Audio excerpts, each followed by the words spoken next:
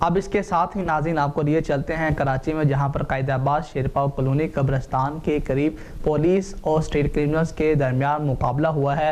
Firing کے تبادلے کے بعد اسٹریٹ کرمنلز کو ساتھی سمیت زخمی حالت میں گرفتار کر لیا گیا ہے۔ اسی حوالے سے مزید احوال بتا رہے ہیں کراچی سے ہمارے نمائندے ذوالفقار علی۔ جی ذوالفقار، آگاہ کیجیے گا اس حوالے سے۔ جی بالکل، قائد آباد شیرپاؤ کالونی قبرستان کے قریب کا یہ علاقہ ہے۔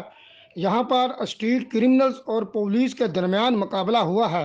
مقابلے کے بعد اسٹریٹ کرمنل کو ساتھی سمیت زخمی حالت میں گرفتار کر لیا گیا ہے۔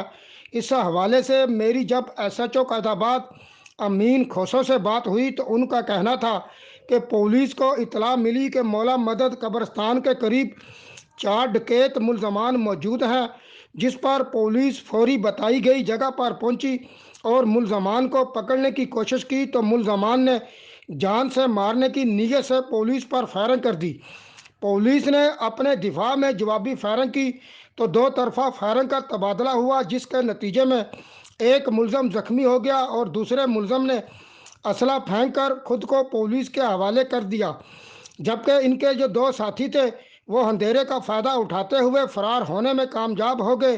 ایس ایچ او قائد آباد نے بتایا کہ گرفتار ملزمان کے قبضے سے مقابلے میں استعمال ہونے والا اسلحہ، مسروقہ موٹر سائیکل اور دیگر سامان برآمد ہوا ہے۔ پولیس کے مطابق گرفتار ملزمان کی شناخت وزیر خان عرف چولا اور حمزہ عرف ریحانی کے، جبکہ فرار ملزمان کی شناخت شبیر عرف چندانہ اور واجد کے ناموں سے ہوئی ہے۔